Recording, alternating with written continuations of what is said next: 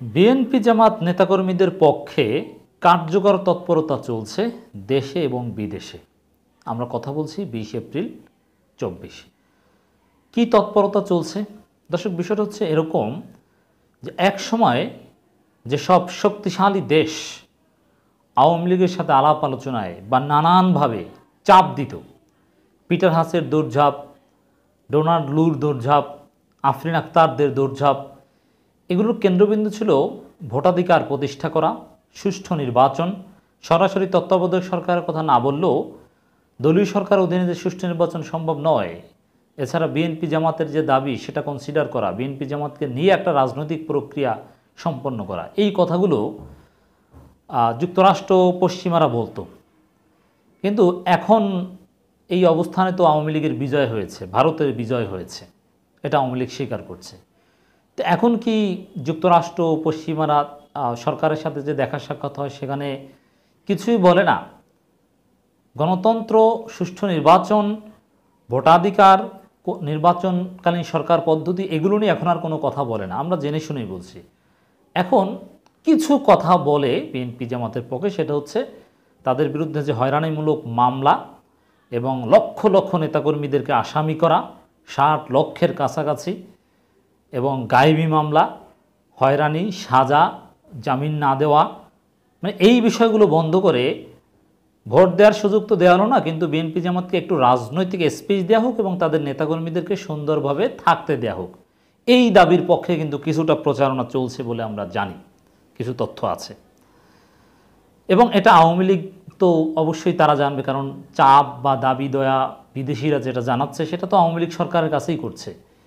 এ কারণে আওয়ামী লীগও পাল্টা প্রতিক্রিয়া দেখাচ্ছে। আর দেশের ভিতরে বিএনপি তো নানান চেষ্টা করে যাচ্ছে নেতাকর্মীদের বিরুদ্ধে মিথ্যা মামলা প্রত্যাহার বা ইত্যাদি ইত্যাদি বিভিন্ন নানান তথ্য উপত্য দিয়ে যাচ্ছে, রাজনৈতিক প্রতিবাদ যতটুকু সম্ভব পরিবেশ পরিস্থিতি আলোকে সেটা করে যাচ্ছে।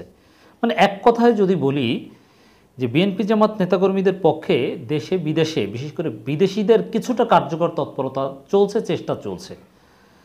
তার ফলস্বরূপ একটা খবর আপনাদেরকে একটু বিশ্লেষণ করে শোনাবো। অবরোধের কারণেই বিএনপি নেতাকর্মীদের বিরুদ্ধে মামলা হয়েছে, মাননীয় প্রধানমন্ত্রী কথা বলছেন। এর মানে বিএনপি নেতাকর্মীদের বিরুদ্ধে মামলা বা মির্জা ফখরুল্লাহ যে 60 লাখের কথা বলছেন, যে 60 লাখ আসামি, মানে এই কথাগুলো বিদেশিদের কাছে গিয়েছে এবং এগুলো নিয়ে নানান কথার মুখোমুখি সরকারকে হতে হয়েছে, যার ফলে মাননীয় প্রধানমন্ত্রীকে বিষয়টার জবাব দিতে হয়েছে। তা আমরা এখন মাননীয় প্রধানমন্ত্রীর বক্তব্যের একটু জবাব দেওয়ার চেষ্টা করব। যথেষ্ট ঘাটতি রয়েছে মাননীয় প্রধানমন্ত্রীর বক্তব্যে। বিএনপি নেতাকর্মীদের বিরুদ্ধে কোনো রাজনৈতিক মামলা হয়নি বলে জানিয়েছেন প্রধানমন্ত্রী শেখ হাসিনা। তিনি বলেন, সবই অপরাধের কারণে হয়েছে। বিএনপির দাবি অনুযায়ী বাংলাদেশের যত অপরাধ হয় তারা সবাই তাদের নেতাকর্মীরা।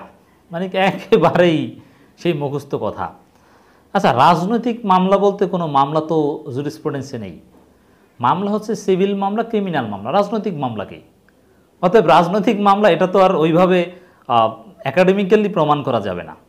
রাজনৈতিক মামলা বলা হয় রাজনৈতিক দলের নেতাকর্মীদেরকে আসামি করে যে মামলা হয় সেটা। আর যেভাবে মাননীয় প্রধানমন্ত্রী বললেন দেশে যত অপরাধ হয় তার সবাই করে বিএনপি নেতাকর্মীরা, যদি সেটা হয়ে থাকে তাহলে বিএনপিকে নিষিদ্ধ করা উচিত, জামাতকে নিষিদ্ধ করা উচিত। জামাতের নাম এখানে না বললেও জামাত তো এর চাইতেও বেশি অপরাধী হওয়ার কথা আওয়ামী লীগের দৃষ্টিতে। এরপরে দেখেন একটু জবাব দেই, এই যে ঈদকে কেন্দ্র করে ঈদ কার্ড দিয়ে যে চাঁদাবাজি এবং একজন আরেকজনকে খুন, চট্টগ্রাম বিশ্ববিদ্যালয়ের ঘটনা, হাজারো ঘটনা, জাহাঙ্গীরনগর বিশ্ববিদ্যালয়ের ছাত্রলীগ যেটা করলো, এই যে ছাত্রলীগ যুবলীগ যা করে এবং সেটা নিয়ে তোলপাড়, মাঝে মাঝে পুলিশও গ্রেপ্তার করে, একজন আরেকজনকে হত্যা করে, এই যে কিশোর গ্যাং, তার পিছনেও ছাত্রলীগ আওয়ামী লীগের প্রশ্রয়, মানে এগুলো কি কোনো অপরাধ না? সব অপরাধের পিছনে বিএনপি নেতাকর্মীরা, তাহলে ছাত্রলীগ যুবলীগ যা করে এগুলো কোনো অপরাধ না নাকি? মানে কিভাবে দায় মুক্তি দেওয়ার চেষ্টা করা হচ্ছে দেখেন।